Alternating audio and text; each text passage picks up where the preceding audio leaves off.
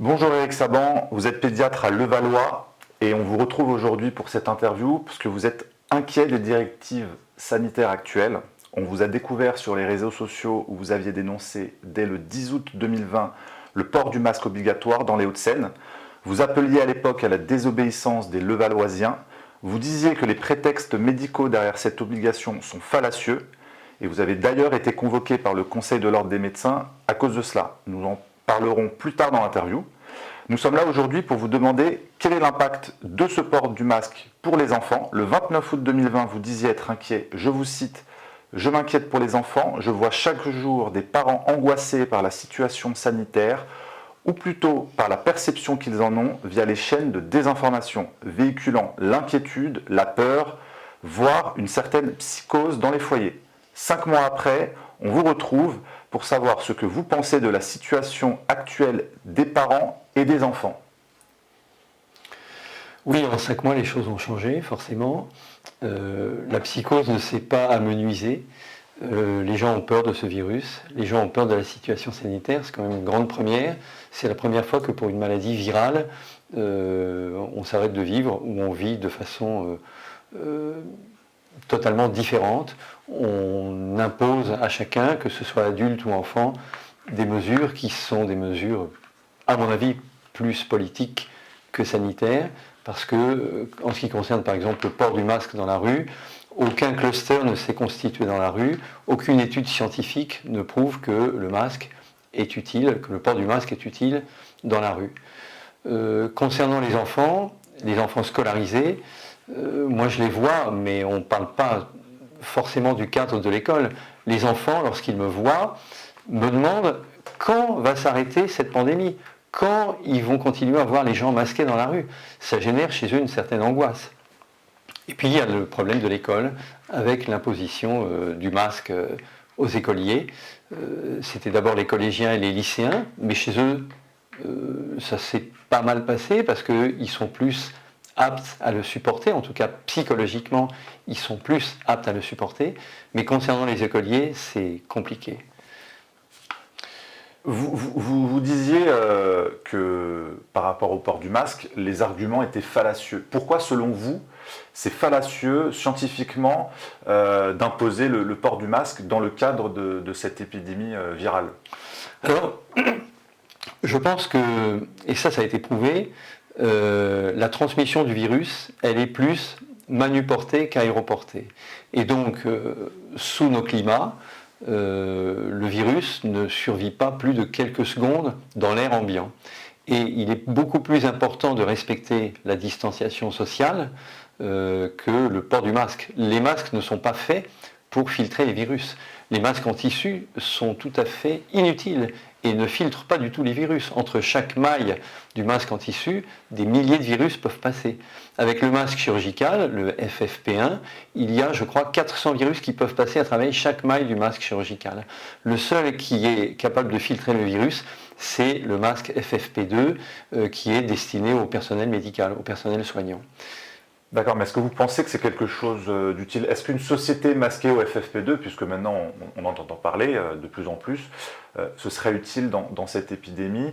Est-ce que vous pensez en tant que médecin que c'est l'outil médical idéal?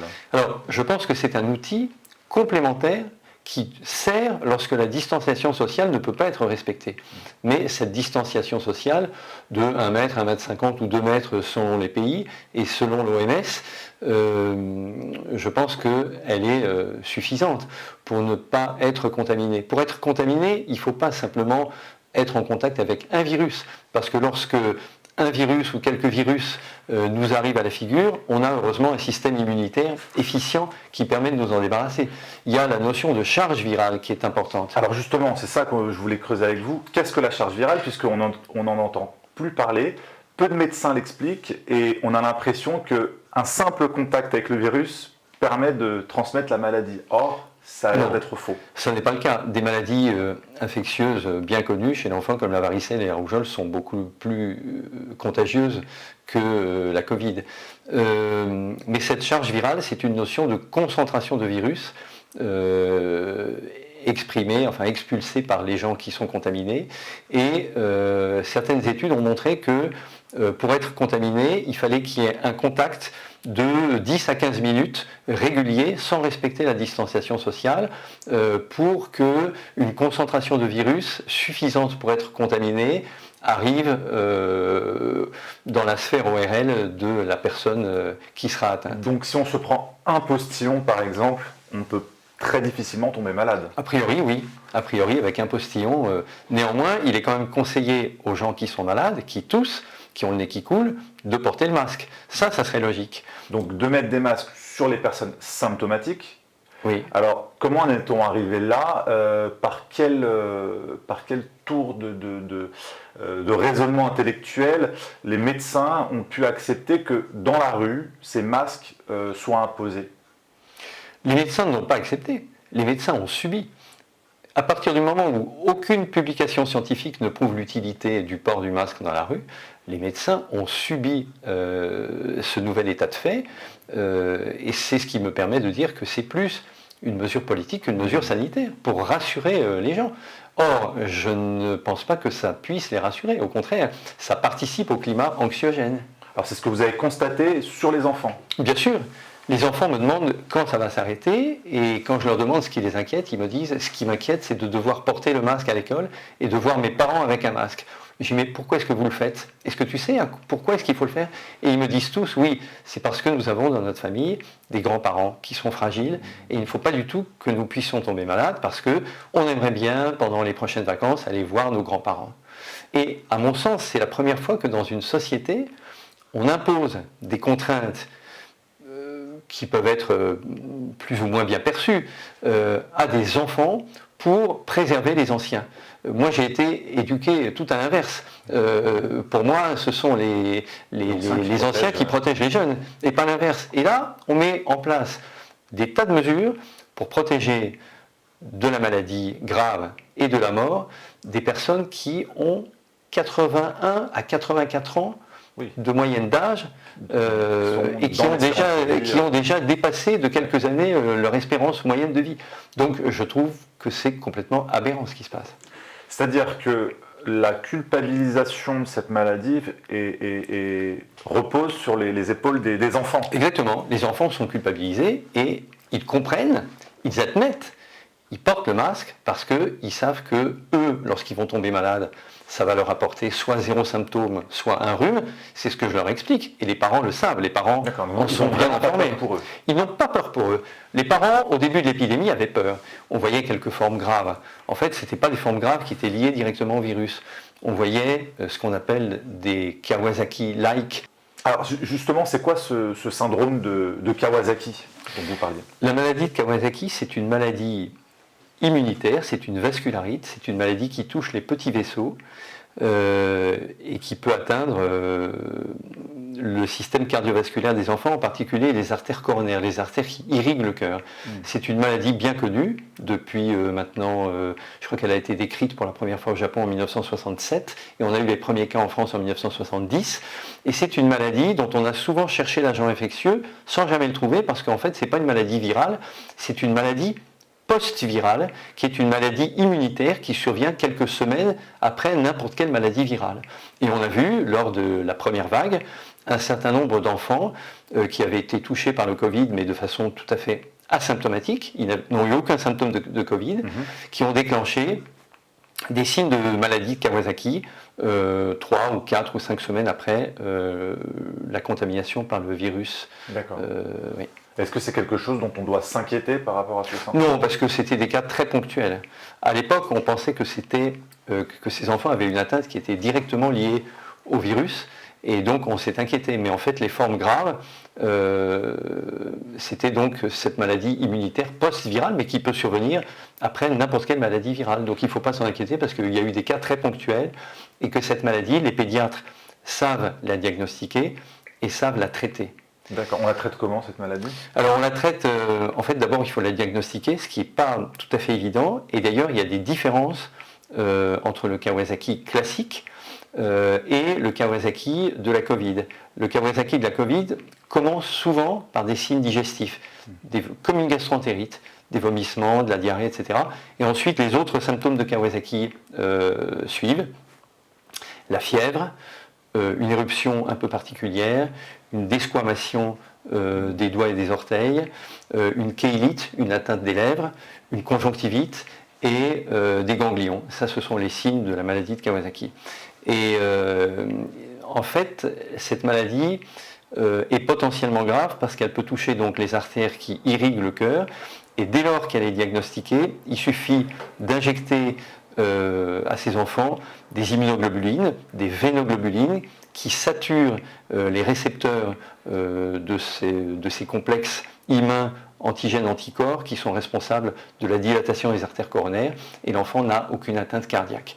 Il y a eu un seul décès à déplorer en France, c'était à Marseille, un grand garçon de 9 ans qui en est décédé, c'était un Kawasaki post-Covid, parce qu'il n'avait pas été diagnostiqué, et parce que comme c'était un enfant à peau noire, le généraliste qui l'a examiné a confondu l'éruption du Kawasaki avec une scarlatine, parce que les éruptions sur peau noire ne sont pas faciles à diagnostiquer. D'accord.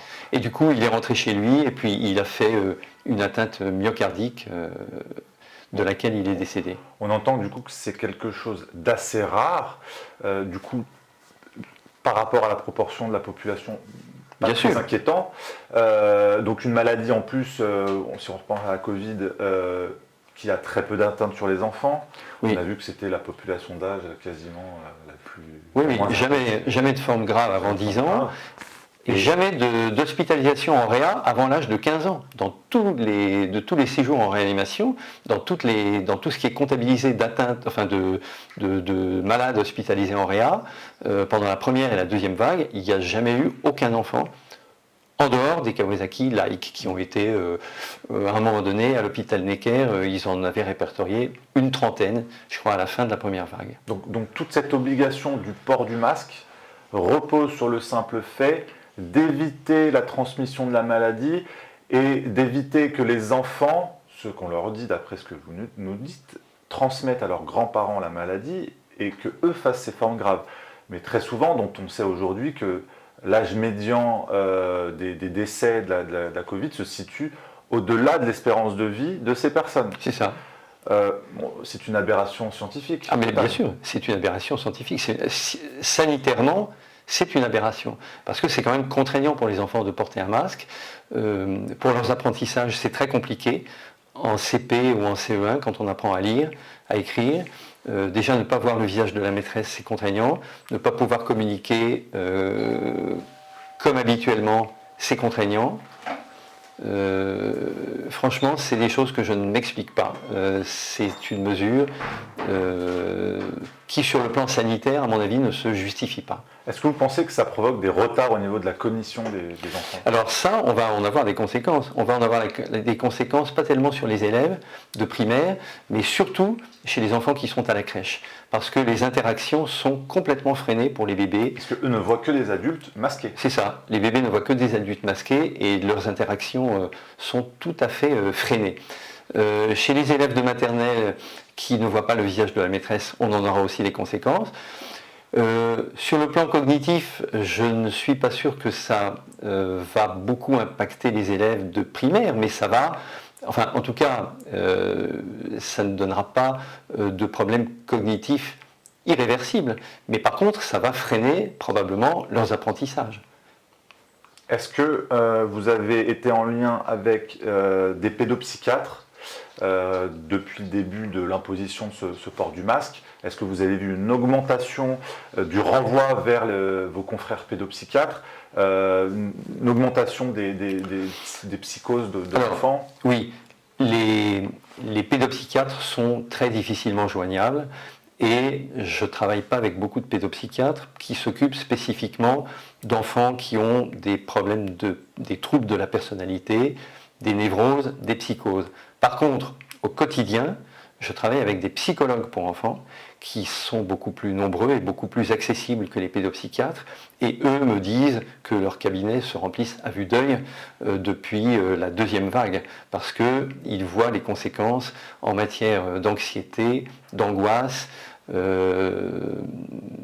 d'enfants d'âge scolaire. Mais pas seulement à cause de l'imposition du port du masque.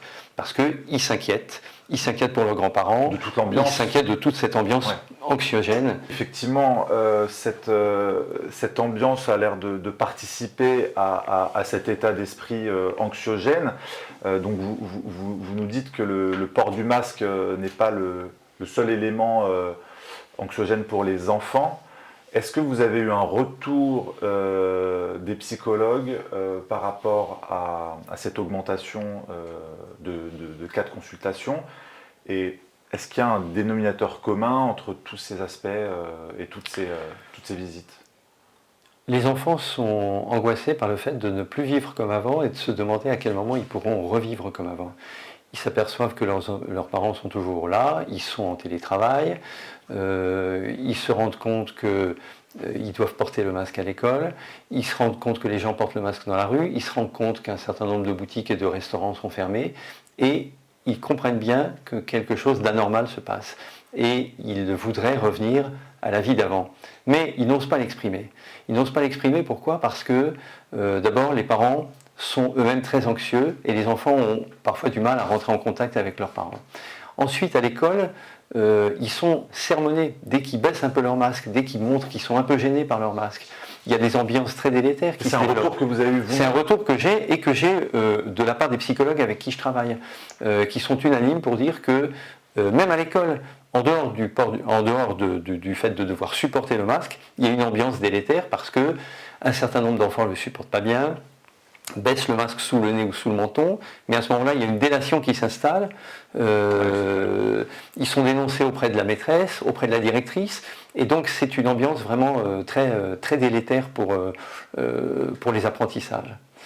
Et puis, ils ont aussi cette culpabilité de mal faire les choses et d'avoir peur de contaminer les plus anciens, et notamment leurs grands-parents. Cette double culpabilité déjà d'être sanctionné à l'école et puis d'avoir aussi une responsabilité vis-à-vis des grands-parents. Les grands-parents tombent malades. Donc c'est vraiment une pression terrible, sachant que c'est un âge où les enfants sont quand même plutôt insouciants. C'est ça. Cette insouciance d'ailleurs, ils ne l'ont plus. Et quand ils arrivent ici et que je les vois dans la salle d'attente avec leur masque, alors que ce sont des enfants de primaire, ils sont formatés par l'école. Ils n'ont pas l'obligation de porter le masque dans la rue avant l'âge de 11 ans, mais ils le gardent entre l'école et le cabinet de consultation. Et quand je les vois dans la salle d'attente à 6 ou 7 ans avec leur masque, la première chose que je leur dis, mais tu sais, ici tu peux enlever ton masque. On respecte la distance. Évidemment, tout à l'heure, je vais t'examiner, mais moi, je me lave les mains, tu vas mettre un petit peu de gel ou tu vas aller te laver les mains avec de l'eau ou du savon, c'est moins fort et moins décapant, irritant pour les mains que le gel, et il n'y aura pas de problème, on ne va pas se postillonner à la figure. Toi, de toute façon, tu ne risques rien, parce que je leur explique que c'est une maladie artérielle et qu'eux ont des artères qui sont des boulevards, et qu'il ne risque pas d'y avoir des thromboses qui sont délétères pour eux comme pour les personnes beaucoup plus âgées. En fait, c'est une maladie artérielle. Oui, d'ailleurs, beaucoup des décès apparemment en réanimation étaient dus à des thromboses pulmonaires, si je ne me trompe pas. En fait, c'est une maladie artérielle et c'est pour ça qu'elle touche les plus anciens qui ont des comorbidités. Ce sont les petits vaisseaux qui irriguent les poumons qui, au moment de cet orage, de cette tempête immunitaire qui survient, je crois, 7 à 10 jours après le début de la maladie, des petites thromboses peuvent se former et de ce fait, les alvéoles pulmonaires ne sont plus irriguées. Donc on a d'abord une alvéolite et ensuite une fibrose pulmonaire. Et tout d'un coup, les gens se mettent à mal respirer parce que un quart à un tiers de leur territoire pulmonaire ne sont plus irrigués. D'accord, mais c'est quelque chose qui se soigne plutôt bien, non? Alors c'est quelque chose qui se prévient, parce qu'une fois que la fibrose pulmonaire est installée, elle est irréversible. Et c'est pour ça que ces personnes atterrissent en réanimation. Alors qu'est-ce qu'on peut faire en amont, justement? Alors justement, moi je suis très fâché contre nos pouvoirs publics qui ont incité pendant le premier confinement, les gens à ne pas sortir de chez eux quand ils avaient des premiers signes de Covid, c'est-à-dire de la fièvre. Prenez du Doliprane, restez chez vous, sauvez des vies. Je pense qu'on a tué des centaines de personnes en donnant cette consigne. Parce que lorsque les thromboses pulmonaires se produisent, chez quelqu'un qui a eu quelques jours de fièvre, il n'y a pas immédiatement de conséquences sur sa respiration.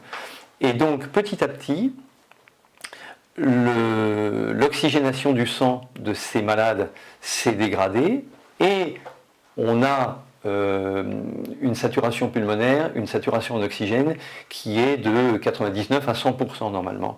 C'est quelque chose qui est très facilement mesurable avec ce qu'on appelle un oxymètre de pouls, où il suffit de poser son doigt pour avoir son taux de saturation en oxygène.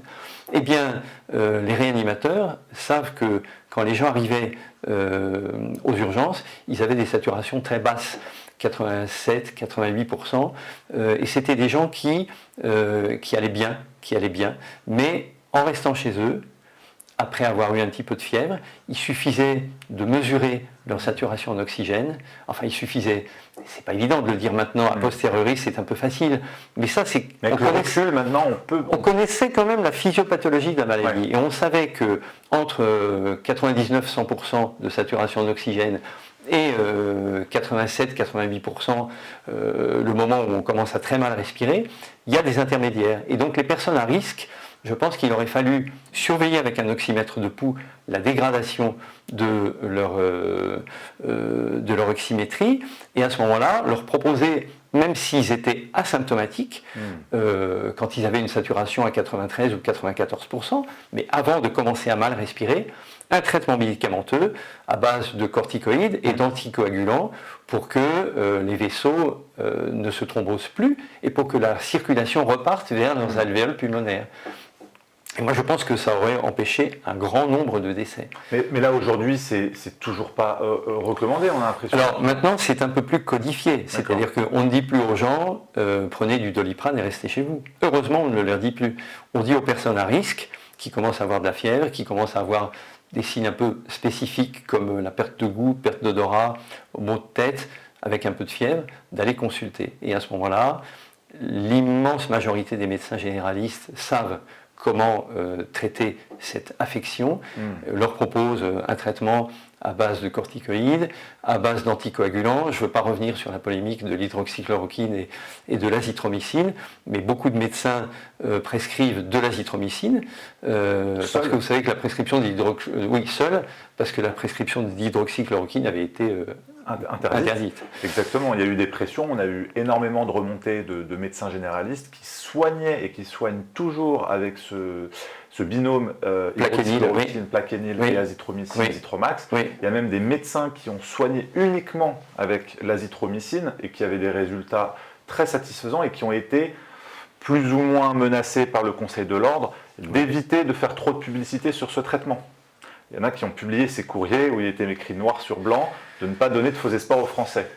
Donc, il y a une espèce d'entretien de cette ambiance anxiogène vis-à-vis de cette maladie, alors qu'on apprend avec vous, et puis qu'on découvre avec d'autres médecins, qu'il y a des traitements, qu'il y a des approches connues, qu'on a du recul, qu'on a compris un peu, comme vous disiez, la physiopathologie de la maladie, qu'on comprend un petit peu tout ça. Et pourtant, dans les médias, on nous assène quotidiennement, il n'y a pas de traitement, on ne connaît pas très bien ce virus. On nous entretient dans cette méconnaissance, alors que finalement sur le terrain, on découvre que la plupart des médecins de ville ont compris, ont trouvé des stratégies adaptables, adaptées, en fonction des cas, puisqu'il n'y a pas un seul traitement pour une seule maladie. Qu'est-ce que disent vos confrères avec qui vous discutez de tout ça? Est-ce que vous partagez cette mes confrères disent que, mes confrères généralistes, parce que moi, en l'occurrence, en tant que pédiatre, je ne vois pas de malades de Covid. Si on dépistait tous les enfants, 6 ou 7% des enfants auraient été en contact avec le virus, c'est-à-dire qu'on retrouverait des PCR positif pour 6 à 7 des patients, 6 à 7% des patients, mais sans que ça ne leur donne aucun symptôme, à part un rhume, en tout cas chez les enfants d'âge scolaire, quand ils ont de la fièvre, quand ils ont une grosse toux, quand ils ont de la diarrhée, des vomissements, c'est pas du tout en rapport avec la Covid, c'est en rapport avec les maladies hivernales habituelles auxquelles nous sommes confrontés. Mais quand j'en discute avec mes confrères généralistes, ils sont pas du tout partagés. Ils ont compris que maintenant, il fallait soigner en amont pour éviter toutes ces entrées en réanimation. Et en pratique, ils le font. Parce que même s'il y a ces jours-ci une petite hausse des patients admis en réanimation, vu le nombre de nouveaux malades quotidiens, les réas devraient être engorgés. Et d'ailleurs, les réas seraient engorgés si ces malades n'étaient pas pris en charge à temps. Par les médecines de ville. Exactement, par les médecins de ville. D'ailleurs, en plus, on rappelle que plusieurs centaines de lits, voire plusieurs milliers, ont été fermés, lits de réanimation, entre mars 2020 Bien sûr, le ministre avait promis d'augmenter le nombre de lits d'accueil et réanimation, et en fait, c'est l'inverse. Pour des questions d'argent, pour des questions de manque de personnel, il y a eu des lits qui ont fermé. Bien sûr. Et pourtant, il continue effectivement de fermer le pays et de payer chômage partiel, ce qui coûte beaucoup plus cher. Bien sûr. On a vraiment une stratégie. Bien sûr, sur le plan économique, c'est un désastre. Le premier confinement, par sa longueur, a été désastreux. Et nos pouvoirs publics s'en sont rendus compte. Justement, il y a une gestion totalement contradictoire avec ce qui aurait dû être fait et le recul qu'on a aujourd'hui. Est-ce que vous pensez qu'on pourrait revivre normalement en prenant soin de bien cibler les personnes à risque, de les traiter en amont comme on a pu le voir? Est-ce que vous pensez que finalement la vie normale peut reprendre? Mais bien sûr, elle doit reprendre, elle aurait dû déjà reprendre. Il aurait fallu, alors c'est facile de le dire a posteriori, même si on a un gouvernement qui navigue à vue. C'est vrai qu'il y a l'histoire du variant, il y a des imprévus, mais néanmoins, la principale préoccupation de nos pouvoirs publics, c'était de ne pas engorger les réanimations. Le premier confinement a servi à ça. Après, on a compris comment le virus fonctionnait, on a compris beaucoup de choses sur ce virus. Vous dites, c'est un virus, c'est un nouveau virus, mais il y a eu un nombre de publications absolument ahurissant, d'études scientifiques qui ont beaucoup appris aux médecins sur le fonctionnement et sur la façon d'affronter ce virus. Maintenant, moi je trouve que les choses n'ont pas été faites comme il aurait fallu les faire, c'est-à-dire qu'on a servi tout un pays pour protéger des gens fragiles qui ne sont pas majoritaires, qui sont minoritaires. Et qui sont connus, qu'on peut très bien cibler. Bien sûr, et on sait par exemple que la plus grande comorbidité en dehors de l'âge, c'est la surcharge pondérale et l'obésité. Si on cible les gens qui sont en surcharge pondérale, obèses, âgés de plus de 65 ans et diabétiques, si on cible ces personnes, soit 80% des décès sont liés à ces comorbidités. Si on les avait soignés en amont, on aurait évité des tas de décès. Si on les soigne davantage en amont, on évitera un certain nombre d'entrées en réanimation et on les prendra en charge d'abord en médecine de ville et éventuellement à l'hôpital public, mais on n'engorgera pas les réanimations. Et maintenant, il y a le vaccin, donc je pense que ce vaccin, il est sujet à caution, mais il paraît efficace dans les pays où on a commencé à vacciner un peu avant nous. Il semble certains pays maintenant, certains chercheurs se questionnent sur l'apparition des nouveaux variants qui seraient concomitants plus ou moins avec le début des vaccinations dans ces pays. Donc maintenant, les gens se posent la question de... La nature a horreur du vide et les virus peuvent tout à fait trouver des parades. Est-ce que le vaccin ARN peut être retranscrit en ADN par ces fameuses transcriptases inverses? Bon, ça c'est un autre débat. Oui. Mais est-ce qu'on peut être de nouveau des machines à produire des virus avec ces vaccins? Je ne sais pas. Je ne peux pas répondre à cette question. Les immunologistes le peuvent peut-être, certains virologues le peuvent peut-être. L'histoire de la transcriptase reverse, qui est cette enzyme qui transforme des fragments d'ARN en ADN, elle existe, Mais est-ce que pour autant les fragments d'ADN, comme certains, comme le professeur Perron l'ont supposé, pourra s'intégrer au génome de certaines de nos cellules? Rien n'est prouvé et franchement, je ne pense pas que ce soit une hypothèse vraisemblable. Maintenant, on parle de l'efficacité du vaccin. Le vaccin a l'air efficace. On ne sait pas pour combien de temps. On sait qu'il protège des formes graves. Donc si on cible cette population fragile et qu'on les vaccine, on évitera chez ces personnes les formes graves, on évitera l'engorgement des lits de réanimation et le reste de la population pourra vivre comme avant. On a l'air de manquer de données quand même sur ces vaccins. On dépend beaucoup des laboratoires pharmaceutiques sur ces données. D'ailleurs, Oui. beaucoup d'entre elles sont secrètes. Oui. Bon, entre autres, le contrat qui est passé entre l'Union européenne et ses labos est maintenu secret. La composition des vaccins, c'est secret industriel. On a eu un vaccin qui a été fait en quelques mois, c'est du jamais vu. Oui. C'est vrai. On a fait un vaccin, on a fabriqué un vaccin sans excipient, et c'est souvent l'excipient qui pose problème et qui est responsable des effets secondaires du vaccin. On le voit avec l'hydroxyde d'aluminium, qui est l'excipient du si controversé vaccin contre l'hépatite B il y a plusieurs années. Maintenant, on fabrique un vaccin sans excipient, à base d'ARN, facile à fabriquer. Mais il y a des tas d'étapes de sécurité qui ont été pas sautées, mais qui ont été traversées à toute allure. Parce que normalement, pour fabriquer un vaccin, il faut 10 à 15 ans. Là, en moins d'1 an, on arrive à un vaccin. Donc les gens se posent des questions. Et autre chose, c'est que quand vous testez un vaccin sur un certain nombre de volontaires, vous allez avoir 500, 600, 1000, 2000, 5000 volontaires. Et vous allez observer sur quelques jours, quelques semaines ou quelques mois les effets secondaires du vaccin. Sauf que quand vous commercialisez un vaccin, vous vaccinez tout d'un coup des centaines de milliers d'individus. Et les effets secondaires qui vont toucher une personne sur 5000 ou sur 10 000, vous ne l'aurez pas quand vous ferez cette expérimentation sur des volontaires. Vous ne verrez les vrais effets secondaires que lorsque le vaccin sera commercialisé et effectué en masse à l'échelle d'une population. C'est un peu un test grandeur nature. Exactement, mais avec certains médicaments, il n'en est pas autrement.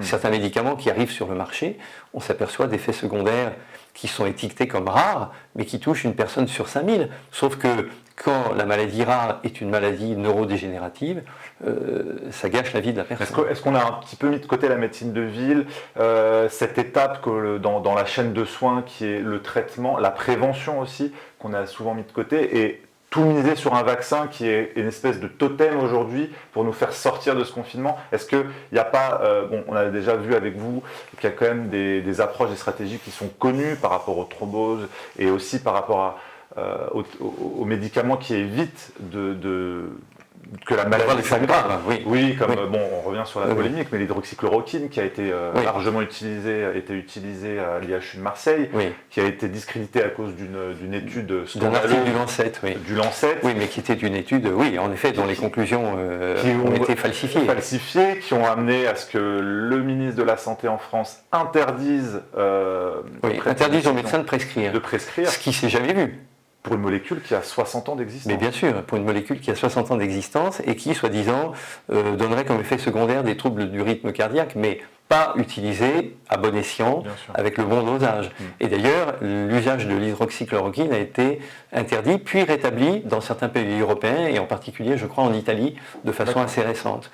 Donc, moi, je ne rentrerai pas de cette polémique sur l'hydroxychloroquine, mais interdire les médecins de prescrire, c'est du jamais vu.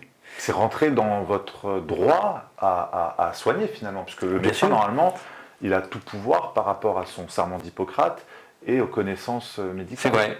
Mais moi, je vois les choses avec beaucoup plus de sérénité dans ma pratique, parce que je ne vois que des enfants qui sont très peu atteints, qui transmettent très peu le virus, ce qui est logique, parce que quand on est asymptomatique, on a beaucoup moins de risques de transmettre un virus.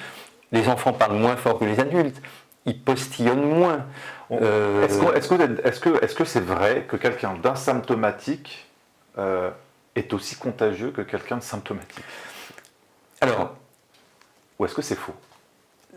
ça, il y a eu des études assez contradictoires. Mais on sait que les personnes asymptomatiques seraient, d'après une étude assez sérieuse, enfin même très sérieuse, 4 fois moins contagieux que les personnes symptomatiques. Donc non, c'est pas vrai que les asymptomatiques sont aussi contagieux que les symptomatiques. Donc, c'est une question de bon sens, c'est même pas de la médecine. Quand vous êtes symptomatique, vous toussez, vous éternuez, donc on est beaucoup plus contagieux. C'est comme quand on a la grippe. Plus importante. Mais bien sûr. Donc ça paraît cohérent. Mais les enfants sont encore moins contagieux que les adultes, c'est-à-dire que quand ils sont un enfant asymptomatique est moins contagieux qu'un adulte asymptomatique parce que il parle moins fort, il postillonne moins, etc., etc. D'accord. Alors du coup, quelle est la logique de vouloir aujourd'hui tester tous les asymptomatiques? On voit maintenant des barnums de tests PCR rapides. On a vu d'ailleurs sur plusieurs études, dont une qui a été révélée par le Canard enchaîné fin 2020, sur l'aberration de ces tests, des tests antigéniques et le nombre de faux positifs qu'ils engendrent. D'ailleurs, les tests PCR avec des CT à 40, 45, qui sont... oui, alors il y a beaucoup de choses à dire là-dessus. En fait, la personne même qui a inventé ce test PCR a expliqué que, au départ, c'était pas fait pour. C'était pas un test tout à fait adapté au dépistage de ce virus. Il y a eu le PCR pour la grippe, qui était, on n'avait pas besoin d'aller dans les fosses nasales postérieures. Alors il était beaucoup plus facile à faire en pratique. Alors l'histoire du RT, c'est que c'est une amplification génique. PCR, ça veut dire polymérase chaîne réplication. Ça veut dire que on amplifie des fragments de virus qu'on prélève au niveau de la muqueuse. On amplifie le prélèvement, mais ce n'est pas multiplié par, c'est puissance. Puissance 2, puissance 3, puissance 4. Donc en Belgique et en Allemagne, voilà, c'est exponentiel. En Belgique et en Allemagne, on utilise puissance 15 ou 20, je crois, dans les laboratoires. Et nous, une grande partie des laboratoires sont à puissance 35, mais il y en a qui vont jusqu'à puissance 45. Qu'est-ce que ça veut dire? Ça veut dire que tous les nouveaux tests, tous les nouveaux cas dont on vous parle quotidiennement à la télévision, ce ne sont pas des nouveaux cas. Ce sont des gens chez qui l'examen, le prélèvement de la muqueuse a retrouvé des fragments de particules virales. Ce qui veut dire que donc pas le virus, ce sont des intégralités. Ce sont des personnes qui ont été à un moment ou à un autre en contact avec le virus. Mais le fait qu'ils soient PCR positifs ne donne aucun renseignement quant à leur contagiosité. Vous savez, un test, c'est un examen complémentaire. En médecine, quand vous faites un examen complémentaire, c'est pour corroborer, pour affirmer ou pour infirmer une impression clinique. À partir du moment où vous testez quelqu'un de asymptomatique, comment voulez-vous interpréter le test? Il est asymptomatique, il a une PCR positive, il n'a eu aucun signe. Est-ce à dire que pour autant il est contagieux? Non. Et comme les fragments de virus peuvent persister des semaines et même des mois dans les fosses nasales, j'ai lu quelques articles disant qu'on estimait que seulement 10 à 15% des gens PCR positifs sont contagieux. Et en général, ce sont ceux qui sont symptomatiques. Quand quelqu'un a mal à la tête, de la fièvre, se met à tousser, perte de goût, perte d'odorat, qu'on lui fait un PCR+, on peut se dire, il est contaminant. Et ils sont contaminants, je crois, même plus pendant les 3 ou 4 jours qui précèdent l'apparition des symptômes. Mais ce qui veut dire que quand quelqu'un est asymptomatique, reste asymptomatique, ne développe pas la maladie et est PCR positif, il y a très peu de chances qu'il soit contaminant. Et à côté de ça, quand vous faites un test PCR négatif, on sait qu'il y a 10 à 15% de faux négatifs. Et que si on le reteste 2 jours après, il sera peut-être positif.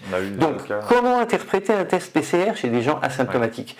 Et le gouvernement a bien compris que c'était une aberration, puisqu'il n'y a plus besoin d'ordonnance pour se faire tester. Est-ce que vous pensez que les médecins seraient rentrés dans cette escalade de demander une ordonnance, de faire une ordonnance de test à tout un chacun pour quelqu'un qui ne présente pas de symptômes? Alors, on peut comprendre que les gens se fassent tester quand leur employeur le demande de se faire tester, quand il y a des cas contacts, quand vous devez voyager. quand vous devez changer de pays, il y a des pays qui exigent au départ comme à l'arrivée un test PCR négatif. Mais en pratique médicale quotidienne, c'est une aberration. Et maintenant qu'il est question de tester les enfants dans les écoles, mais on marche sur la tête, quoi. Ça n'a plus de fin, c'est-à-dire mais ça n'a plus de fin. On va tester de plus en plus des populations de plus en plus jeunes, de plus en plus fréquemment, parce que les gens se font tester plusieurs fois dans l'année. Donc on va avoir de plus en plus de cas avérés comme positifs, alors qu'en fait ce sont uniquement des tests qui révèlent, comme vous disiez, des fragments d'ADN amplifiés à des amplifications énormes. Donc finalement, les statistiques vont augmenter. D'ailleurs, on le voit à la télé tous les jours, le décompte du nombre de cas. Bien sûr. Et finalement, la psychose va s'installer, perdurer. Mais la psychose s'est installée. Il faudrait simplement faire comprendre aux gens que 25 000 nouveaux cas par jour, ce ne sont pas des nouveaux cas. Que dans les 25 000 nouveaux cas, il y en a 10 à 15 % qui sont contaminants. Donc 2500, et qui sont malades. 60 millions de personnes. Et que, voilà. Alors, oui, cela dit, le fait que il y ait 25 000 nouveaux cas diagnostiqués par jour, qui ne sont pas pour moi des nouveaux cas puisqu'ils ont pu l'attraper il y a 2 mois, 3 mois, etc. Ce sont quand même des gens qui sont rentrés en contact avec le virus et qui donc, pour un certain nombre de mois, sont immunisés. Et ça participe à l'immunité collective. Voilà. Ça existe toujours, l'immunité collective. Mais bien sûr, l'immunité collective existe toujours. Et alors, quand le variant anglais est apparu, les gens le considèrent comme étant une catastrophe parce qu'il est plus contagieux. Il est plus contagieux, mais il donne pas plus de formes graves que le virus. Donc ce serait une bonne nouvelle en matière d'immunité naturelle. D'accord. Alors moi, ce qui m'inquiète, c'est que lorsque on fait une vaccination de masse, bien sûr, il va y avoir des gens qui auront des effets secondaires du vaccin, mais globalement, le vaccin sera, je pense, protecteur. Sauf que les gens vaccinés pourront quand même être porteurs sains et pourront continuer à contaminer leur entourage, parce que le fait de protéger la personne des formes graves, ça n'empêchera pas la personne vaccinée de continuer à contaminer son entourage. Donc c'est peut-être pas un vaccin aussi utile que les vaccins plus classiques qu'on a utilisés. L'outil miracle comme on a voulu nous présenter. Alors, j'ai entendu parler d'une étude qui m'a fait un peu peur. Il paraît qu'un tiers de la population israélienne a été vaccinée en quelques semaines, et donc leur nombre d'hospitalisations a chuté. Ils sont arrivés à désengorger leur réa, qui n'étaient pas du tout engorgés, mais en tout cas à vider leur réa et à vider un peu leurs hôpitaux. Sauf que aucune forme grave n'avait été constatée dans la tranche d'âge 40-60 ans. Maintenant que toutes les personnes à risque ont été vaccinées, eh bien, on voit apparaître là-bas des formes graves chez des personnes de 40 ans, de 50 ans. Alors qu'il n'y en avait pas avant. C'est d'ailleurs ce sur quoi certains chercheurs se sont interrogés, parce que après, dans d'autres pays qui ont fait des vaccinations massives, comme en Israël, il y a eu l'apparition de ces nouveaux cas, de nouvelles formes graves ou de nouveaux variants. Donc, il se pose la question de la concomitance entre les deux événements. Et c'est vrai que vu le peu de recul qu'on a sur ces vaccins, que certains appellent tératogéniques, alors, moi, je ne pense pas qu'il y ait de rapport entre la vaccination et l'apparition de variants. Les variants, ce sont des mutants. Or, un virus, naturellement, mute, qui est vaccin ou pas. Le virus s'adapte à son environnement. Lorsqu'il y a des résistances qui se font jour, le virus mute. De façon tout à fait naturelle. Là, on parle du variant anglais, du variant brésilien, du variant sud-africain, mais en fait, le virus a muté déjà de multiples fois depuis le Donc un virus d'autres scientifiques avaient émis l'idée en tout cas avaient défendu leur position, que produire un vaccin sur un virus qui mute n'a pas de sens, puisque de toute façon, on va être en retard, comme un peu avec le vaccin contre la grippe. Mais tous les mutants ont en commun la fameuse protéine spike qui permet d'entrer dans les cellules. Et en fait, les mutations ne touchent pas cette protéine spike. Donc pour l'instant, sur ce que j'ai entendu. En tout cas, concernant le variant anglais, le vaccin Pfizer est tout à fait efficace aussi pour... Mais maintenant, on n'est pas à l'abri d'autres mutations qui pourraient toucher cette fameuse protéine. Est-ce que finalement, on semble un petit peu contraint toujours sur cette fuite en avant technologique, sur laquelle on dépend beaucoup de cette mutabilité du virus qu'on ne maîtrise pas. Et c'est pourquoi on avait interviewé le docteur Eric Mena il y a quelques mois à ce sujet-là. Est-ce que c'est pas utile de revenir à une médecine traditionnelle, une médecine de la prévention? Qu'est-ce que vous pensez des compléments type vitamine D, vitamine C, zinc, probiotiques qu'il avait mis en avant pour renforcer notre système immunitaire et renforcer notre première défense finalement, qui est la plus efficace contre tout type de virus? On a un système immunitaire formidable lorsqu'il est efficient, lorsqu'il est compétent. Et vous ne pensez pas que toute cette anxiété peut déstabiliser ce système immunitaire? Il y avait une étude de l'INSERM qui mais bien sûr. Moi, je vois ça chez les enfants. Les enfants qui ont subi un choc psychologique, un choc affectif, irrémédiablement tombent malades et attrapent plus facilement les maladies virales, les maladies bactériennes dans les semaines qui suivent ce choc. Il est évident que le stress joue sur ces défenses immunitaires. Et il y a en effet chez les adultes, mais je ne suis pas bien placé pour en parler, puisqu'encore une fois, je ne m'occupe que d'enfants, les généralistes disent que la vitamine D aurait un certain effet, mais pas les doses de vitamine D qu'on donne tous les 3 mois, plutôt la vitamine D prise quotidiennement.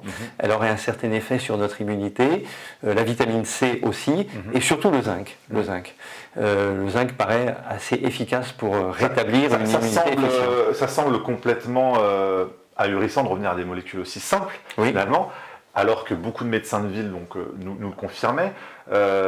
Est-ce qu'il y a une course à la technologie pour nous sortir de cette épidémie? Est-ce que finalement, le corps humain, dans des bonnes conditions, comme vous disiez, une bonne efficience du système immunitaire, ne suffit pas finalement? Mais je pense que oui.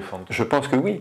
Et cette course, cette vitrine technologique qui va toujours plus loin dans la connaissance, dans l'élaboration de nouveaux vaccins, on peut la louer, on peut dire c'est formidable ce qui se passe. Heureusement qu'on est à notre époque pour combattre ce virus, mais finalement, moi je pense que le virus se moque de tout ça.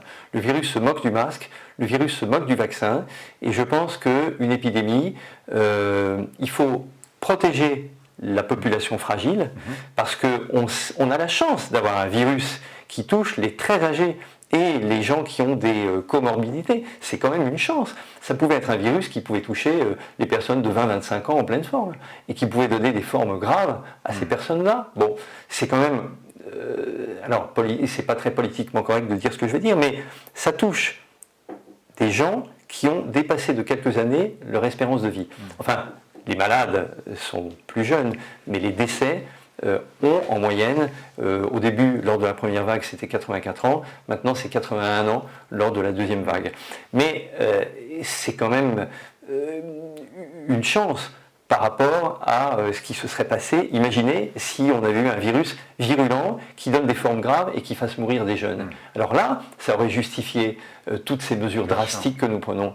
Mais ces mesures qui ont été prises, à mon avis, elles ont été prises à l'encontre des jeunes, à l'encontre des gens qui travaillent, à l'encontre des indépendants, à l'encontre de tas de gens qui font les frais humainement, psychologiquement, économiquement, qui font les frais de cette crise sanitaire. Mais on ne va pas jeter la pierre que à nos dirigeants, parce que c'est une pandémie mondiale, et les mêmes types de mesures sont prises dans beaucoup de pays. Dans l'ensemble des pays touchés. Sauf quelques-uns, effectivement, c'est vrai qu'il y a une coordination assez ahurissante de ces mesures contradictoires, mais dans certains pays comme la Suède, il n'y a pas eu de confinement, la mortalité est à peu près la même qu'en France, voire un tout petit peu moindre en termes de proportion de la population.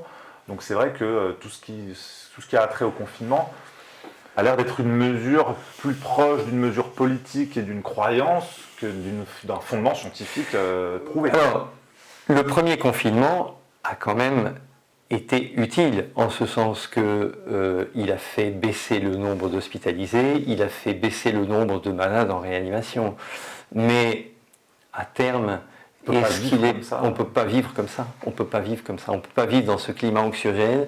On ne peut pas vivre en paralysant économiquement un pays, parce que le télétravail, vous savez que ce n'est pas une panacée. C'est une mesure transitoire, mais à terme, tout le monde ne peut pas télétravailler. Les enfants ne peuvent pas continuer à vivre dans ce climat anxiogène pour protéger leurs grands-parents. Je pense que tout ça est très délétère et qu'il est vraiment temps que ça s'arrête. D'ailleurs, les gens le constatent d'eux-mêmes. Les gens, au début, ont été très raisonnables. Ils ont suivi les consignes gouvernementales. Ils ont porté le masque dans la rue. Ils se sont lavé les mains. Ils ont fait attention à respecter les distances quand ils rentraient dans les magasins. Et puis maintenant, les gens en ont assez. Et d'ailleurs, moi, je constate dans la pratique quotidienne qu'on voit réapparaître depuis 3 ou 4 semaines des maladies infectieuses, banales, hivernales, des bronchiolites, des grippes, des varicelles, des choses qu'on ne voyait plus parce que les gestes barrières, je ne parle pas des masques parce que pour moi les masques ne sont pas efficaces, on en a parlé tout à l'heure, mais les gestes barrières, respecter la distanciation sociale, se laver les mains, se mettre du gel, en tout cas bien se laver les mains avec de l'eau et du savon, c'était quand même efficace. Un renforcement des mesures d'hygiène, c'était quand même efficace sur toutes ces maladies. Et puis maintenant, on est braqué sur le masque. Et les gens ont pensé que le masque le protégeait de tout le reste. Maintenant, les enfants se lavent beaucoup moins les mains qu'avant. Enfin, qu'il y a ne serait-ce que quelques semaines. Et donc, je pense que c'est l'explication au fait qu'on voit réapparaître les maladies hivernales habituelles dans les crèches et chez les tout petits à l'école maternelle. Depuis un mois, les pédiatres sont focalisés sur les masques. D'ailleurs, maintenant, les gens sont focalisés sur le vaccin, pensant que ça allait protéger tout. C'est ça. Effectivement, on oublie la base, se laver les mains. On oublie la base, se laver les mains. Exactement, c'est exactement ça. Et une bonne hygiène de vie aussi. Exactement ça.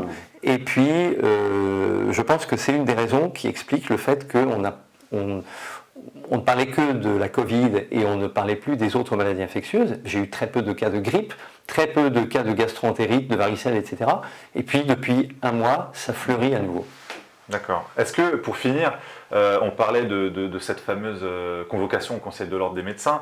Est-ce que vous avez eu des soucis à ce niveau-là quand vous avez appelé à la désobéissance des Levalloisiens? Et est-ce qu'aujourd'hui encore, vous appelez les Levalloisiens et les Français à désobéir vis-à-vis de ce port du masque? Alors, bien sûr, je n'ai pas la même conception de mon métier que celle qui a voulu m'être imposée par l'Ordre des médecins. L'Ordre des médecins a été créé pour nous protéger.